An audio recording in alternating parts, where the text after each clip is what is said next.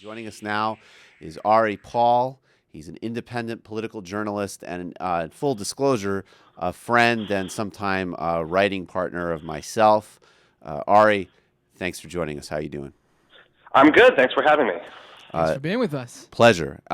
So Ari, and we should mention Ari as a genuine, rugged and grassroots journalist is talking to us from the stairwell of his workplace. So this is very this is a people power moment. I wanted to talk with you, obviously, about the elections that happened for the European Parliament in Europe this past week. The far right did incredibly well.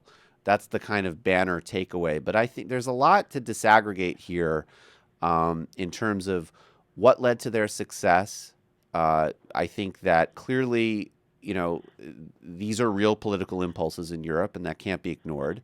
At the same time, the success can't be separated from austerity.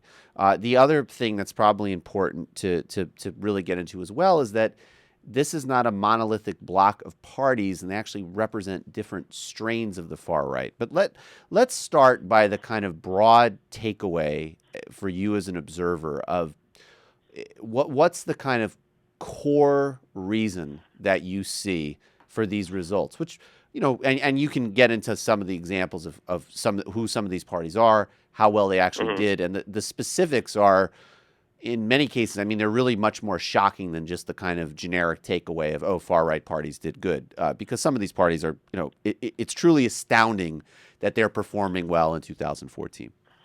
Right. There was a very interesting sort of graphic in the Financial Times a day or two after the election that lumped the Greek left-wing party Syriza in the same category as the right-wing National Front in France and the UK Independence Party in the United Kingdom as quote-unquote populist parties, separated from what they considered the more mainstream, acceptable, either established social democratic parties or center-right parties that were sort of dutifully executing the austerity measures that Brussels and the European Central Bank have generally outlined. And at first you sort of look at this and you think, well, this is just patently absurd. How could you put, Syriza, which is a political organization that essentially wants a government that works for all people regardless of nationality or religion or race, in the same category as, political parties that genuinely are mourning the fall of the Third Reich and have an affinity for the darkest moments in all of Europe. Right. But once you get past that, what you do realize is that there is a certain kind of fundamental truth here, which is that the reason we're at this stage is that there is genuine anger all over Europe, not just in the quote-unquote pigs countries, the countries that are in the debt crisis, but, in France and the United Kingdom and Germany even, the people are suffering from high unemployment, services being slashed, all sorts of things like that. And so there's a lot of genuine anger that a political party can easily tap into. And I think where you see the right ascending are places where there is either not a visible left alternative or where the left has come into some sort of power, and thus they are who are to be rebelled against. I mean, right. France is a pretty good example of that, where the Socialist Party is in power, and I think I can't remember who put it, but you have a French socialist president who is better known by his affairs than by his actual policies. So it's very easy for the right to swoop in when the left is associated with all of these problems that austerity is handing down. Right. So I mean, yeah. No. I mean, that's a really, and we'll get back to Syriza because that's kind of like the most, that's if you're looking for some positive news to glean, they did very well, and that's some positive news to glean. But I think so. That's a really important point. So if we're saying fundamentally, this is in some reaction to austerity, and then the response to policies like austerity, they can kind of be a kick down or kick up populism, essentially. So you can respond to austerity with, the social safety net's being decimated, the economy's terrible, the financial sector's endlessly getting placated. So therefore, I'm going to focus on kind of like changes I don't like in my immediate environment. I hate immigrants. It's their fault, or I can get after them.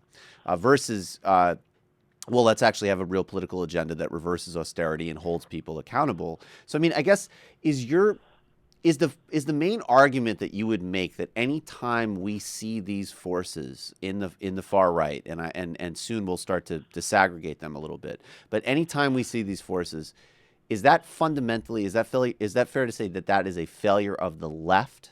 Is that the main takeaway? That anytime these grow, it's the left's failure to seriously fight an anti-austerity measures, essentially?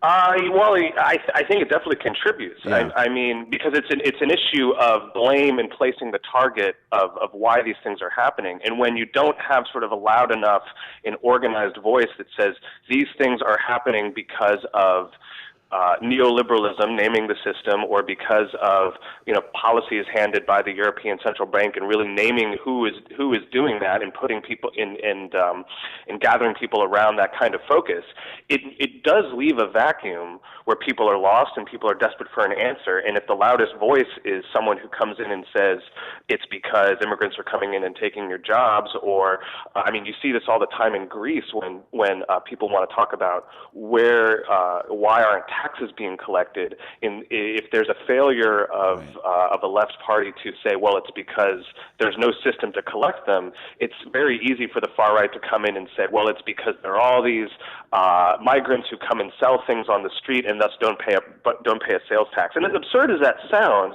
that idea had gained traction several years ago. So yeah, I really do think that if there isn't an organized left alternative, it really leaves a political vacuum for the far right. So that makes perfect sense. Now, I think that there are kind of three poles to sort of mention here of how these far right parties are manifesting, because it's not a monolithic block. And I think that there are three representations here that we can go to, and they're obviously each very disturbing in their own way. And I'd like your thoughts on these three examples, and I'll give you sort of some of my assessment as well. But so in Greece, which you just mentioned, we have Golden Dawn, which they think they got about 8% of the vote in this last cycle in these European elections. And these are elections, we should say, for European Parliament. They're not national elections, to be clear about that. And there does tend to be lower turnout for these elections. But nonetheless, the trend here is really clear. Now, Golden Dawn is, I mean, they are literally a neo-Nazi party. There is really like no... there has been Golden Dawn members that have physically assaulted other members of parliament on television. They've actually organized groups of street thugs to harass Roma communities on the street and other migrants and immigrant communities. I mean, this is like it is the sort of you're dumping like a 1930s, 1940s fascist party in modern Greece, modern Europe. It's stunning and disturbing in its own right. Now in the UK, UK Independence Party, they performed. They actually won. They actually beat Labour and the Tories and the Lib Dems to actually win. They're more of they probably have the closest analogy to Republicans, I would say, because they actually they don't object particularly strongly to neoliberalism, but it's this kind of the EU's taking away our Britishness. And then I'd really like you to talk about, I think the French example in some ways is the most disturbing, because the National Front did great in France, and a big part of it is that this is a party that has its roots and actually very Golden Dawn-like roots, but they've rebranded under Marie Le Pen. They've really softened certainly the anti-Semitism while escalating the Islamophobia, which is, let's be blunt, it's actually Islamophobia is pretty popular politics in a lot of parts of the West. And they've married that with a pretty robustly economically progressive message. And they're at a point where, you can't actually exclude, you cannot categorically say they won't win the next French presidential election. So anyway, I would love, your thought and any other examples that you think are relevant in terms of situating these polls and the distinctions and the overlaps and what's really most dangerous coming out of these elections. Yeah, no, I think that's a good overview. And to start with the Greek example, I mean, yes, it's absolutely right. I mean, they are Golden Dawn is a criminal organization at this point. Many of their leaders have been jailed because they've been legitimately tied to murders and other acts of violence. And also to add that these attacks that they conduct on immigrants are done with the full sanction of the police. It's measured that apparently 50% of members of the Greek police vote for Golden Dawn. But if you look in Greek society, what the fear about the rise of the right within their own country is, I mean, Golden Dawn is a part of it, but what they're more afraid of is what people call like the banality of racism. You can have as many street thugs on the street, but where it really gets scary is if someone who, looks otherwise unoffensive, doesn't have radical radical right-wing politics, and they say to you in the elevator, gee, there are a lot of migrants out here today, and the way they might think about the way they might talk about what the weather is like is a really big temperature check on the population at large. If there is a right-wing resurgence in Greece, Golden Dawn is going to be a part of it, but it's going to come from more, I don't want to use the word moderate sectors, but not as thuggish and not as overtly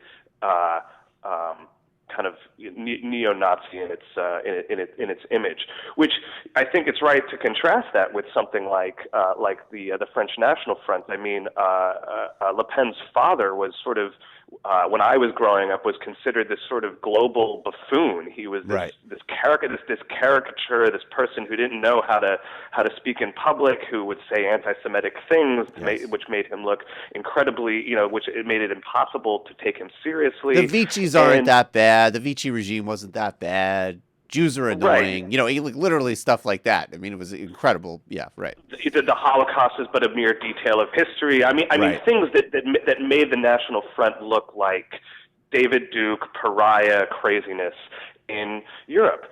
And what his daughter has done quite interestingly and it's quite ingenious to sort of rebrand the party as something that doesn't look like your grandfather's National Front. On the first point, they have kind of quietly pushed away the anti-Semitic rhetoric. I think it's still there, but they have focused it more on Islamophobia, which there is a lot of in Europe. And what's even scary about that is that they can couch that in both terms of anti-terrorism. That this is really just to defend ourselves against terrorism, which is which it feeds into the fear of a lot of people. But it also weirdly brings in this liberal rhetoric of, well, we're fighting for the Enlightenment, we're fighting for women's rights, we're fighting for religious freedom, and these are all liberal, European Enlightenment ideas. So it's a lot easier for them to focus on the Islamophobia stuff, whereas the anti-Semitic stuff just immediately brings back things from World War II that no one's going to accept. So she comes forward. She's very well spoken. She's very poised, and the rhetoric is toned down enough that it can be acceptable. And I think that's absolutely correct that you point out, is that what that means now, especially with this last election, is that we can't think of them as a pariah party anymore. They have to be dealt with. They're going to put demands on the table that may not be achieved because they don't have that much power, but are going to have to be addressed by social democrats and center-right parties and far-right parties. And I think that is a big advance for them. Yeah, no, absolutely. And then sort of in Europe, you have the kind of in the UK, I think UKIP, again, they're not gonna take over. But even in 2010, when David Cameron, who's this kind of incredibly, just slippery, kind of vacuous PR guy, but he felt his first move to rebrand the party was, and actually, I have to just share it because this is just such a great political anecdote. David Cameron made a big show of being like a green conservative as part of his first run to lead the UK. And I remember he biked to work for a while, and it was discovered that his bike was followed by his car that carried all of his briefcases and stuff. So the biking was like literally all for show, and he was still, he still had a nice motorcade going.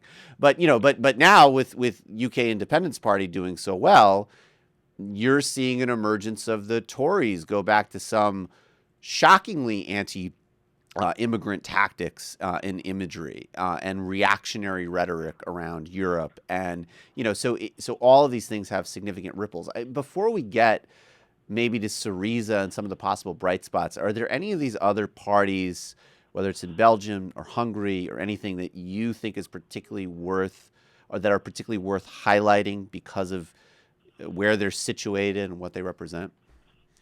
Yeah, I think the Hungarian Jobbik Party is of particularly concern for a couple of reasons. One, despite the fact that they are not in power, what that means is that they are a big enough force to pull the center-right government further to the right. That even if the center-right doesn't hold neo-fascist ideas, in order to appease a significant sector of the population, they have to address that party. And what it's also done is there was a very interesting story about the new monument to the German occupation of Hungary. That is very controversial because its imagery is one of the German eagle sort of swooping down onto Hungary and sort of taking Hungary as the victim, when a lot of critics have pointed out that many people in the Hungarian government before the German occupation were eager to collaborate and hand over Jews and hand over other minorities. And what that kind of does is it's a kind of rhetoric that allows fascist parties in outside of Germany to talk about fascism and Nazism as something that someone else did, that some occupying army brought into their country, and denies that those were currents that were always there, that there were collaborators all over Europe. I mean, for France, there were collaborators in the Netherlands. And so it's a type of rhetoric that tries to erase the fascist currents within their own country. And so for a party like Jobbik, that allows it to kind of erase the memory, but also tap into fascist feelings that are actually there. Yeah, I mean, how does that work? Because some of these parties, again, the ones that haven't had the rebrand,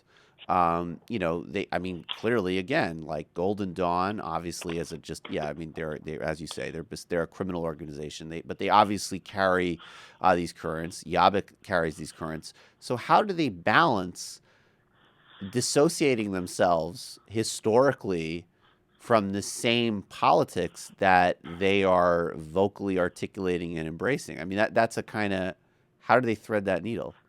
Because I think it's often hard for us as Americans to understand European conceptions of fascism, because fascism really isn't a political ideology that exists in the United States. In the United States, people might call a very right-wing person fascist as a kind of pejorative, but it's a very particular ideology that no one would actually in America openly associate with. Right. In Europe, it is a very, very deep current, and everyone can sort of agree. Well, not everyone, but most in mainstream Europe, will agree that Nazis were bad, that the Holocaust was bad, that it was real. But they could point to say, well, Mussolini was a fascist. He didn't set up concentration camps. That there are sort of there is this current of fascist thinking that wouldn't say we're going to reopen concentration camps and put people on trains, but yeah, we should centralize power. We should. The state and corporate sector should be merged, and that democracy just is inefficient, and it's easier to have concentrated state power. But that the horror of the Holocaust was sort of some extreme, perversion of this political ideology. So that was the aberration. Yeah, that they would say that this was just fascism gone too far. That that wasn't pure fascism. That was just this crazy ideology. But that there are people who might point to the Italian regime as something that they would want to, or Franco, although Franco's legacy is a lot bloodier than his apologists would like to admit. Right. So yeah. So okay. So let's go to the potential bright spots here. So I think the significant context here is that the mainstream center left in Europe has really just basically it's in an utterly exhausted state, and it is kind of, I mean, in some respects post crash. Um, Sadly, it's not surprising that in the economic environment Europe finds itself in, that there would be an attraction to some far right ideologies. But I think what actually is sort of surprising in some respects is just how well the center right has done post crash. And that really is just a reflection that the center left is exhausted in Europe. They're compromised by supporting austerity. As you point out in France, I mean, when Hollande was elected, he was running not on a particularly left platform, but he was actually running as, I'm going to go to the Germans. We're going to have some type of stimulus strategy. I'm going to kind of advocate policies to actually grow the European economy. Obviously, that hasn't materialized into anything. Germany is still imposing pretty harsh austerity in Brussels. So basically, I guess there's Syriza in Greece representing, I would say, I mean, they're called far left in America. They do have some Marxists and other kind of genuine leftists, but I would say their actual policy they're advocating is just a genuine kind of Keynesian policy. And then obviously there's different movements in Europe, and there are people on the mainstream center left who would like to, return to power, as an example. So at least, there's some of these things happening out there. I mean, I guess so.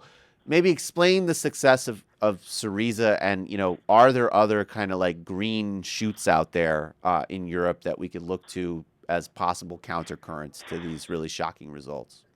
Yeah, yeah. Last night in Brooklyn, Jacobin Magazine actually hosted a panel with a member of Syriza and of their German counterpart, Der Linke, with the left party. So these are ideas that and these questions that are coming up a lot now. I think with Syriza, well, first of all, the issue of where they stand politically. I mean, they do call themselves the coalition of the radical left. They are an amalgamation of formerly disparate radical and progressive parties. And on the question of whether or not they want to be socially democratic or go farther than that, I think they are leaning farther than that. And particularly because it was a social democratic government that brought on austerity. It was the Pan-Hellenic Socialist Movement, Papandreou's party, who signed the first memorandum of understanding with the Troika. And so what has happened to the mainstream of social democracy or social democratic parties in Greece is that they've been completely decimated. PASOK has almost no credibility at this point. Its junior partner, the Democratic Left, is on the verge of disintegration, and there are hopes that Syriza may absorb some of their cadres. So the assumption is that if mainstream social democracy got us into this mess, if we come to power, we have to present something more, something more radical, something that is going to put more demands on the Troika for either to manage our own affairs or to ease the debt, things like that. And I think that is very popular among Greeks, not just because of the results that we've just seen, but because of how fast their ascendance has happened. 2 years ago, they were coming up, but still far from victory, and a lot of that had to do with much of the union base and in the working class still having its ties to the social democratic parties, particularly PASOK. And I think that's melting away.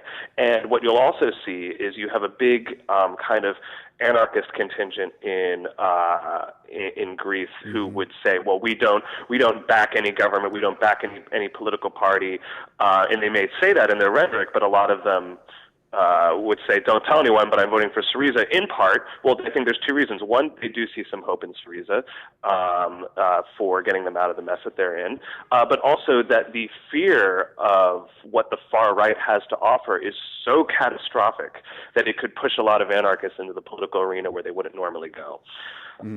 Right, because of just the raw danger of the Golden Dawn and everything associated with that, and the more kind of softer iterations you're talking about. So I mean, I guess in Greece it's very clear.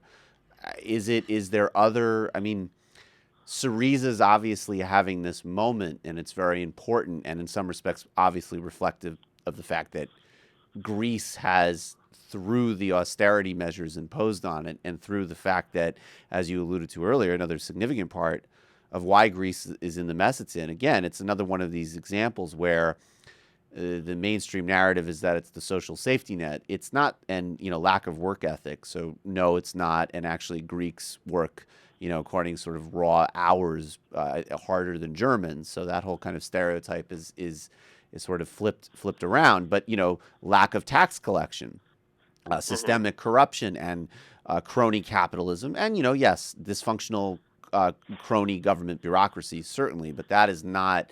That's not an indictment of having a serious, robust social safety net and social welfare systems. But so Greece is obviously at the harshest effect of these policies in many respects because they've just been utterly decimated. I mean, they've been basically forced into a depression over the last several years. But do you see these shoots elsewhere, or is this very much a Greece and Syriza phenomenon, and in the rest of Europe it's going to kind of slag along?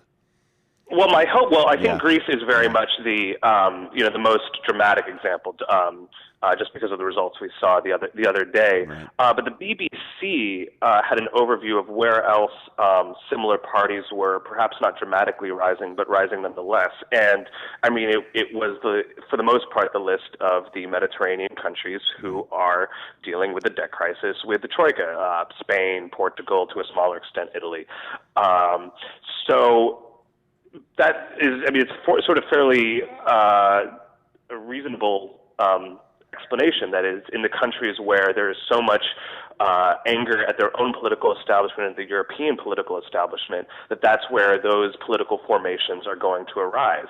And if you look, even in places where the far right has won, in England or in the UK or in France, the established left is sort of so hoary and so tied to kind of Cold War politics. We have groups like the French Communist Party or the British Socialist Workers Party that it's kind of impossible to see them as resuscitated into some kind of force that could stop the UK Independence Party, right? Because they're just exhausted and anachronistic. Yeah. They're exhausted and anachronistic, and they offer creating a new ideology within those formations would be turning it's like turning around the Titanic. Right. And so to create new political formations really are going to have to come from the bottom, both in the economic but in geographical sense. I think they're going to come from places like Greece and Spain and Italy, where the suffering politically and economically is the worst. Absolutely. Well, Ari Paul, independent political journalist, friend, sometime writing partner. Thank you so much for joining us today, and that was very enlightening and very disturbing, with a couple of potential sources of hope. So, look, we took you through a broad emotional palette there. Well, thank you very much for having me.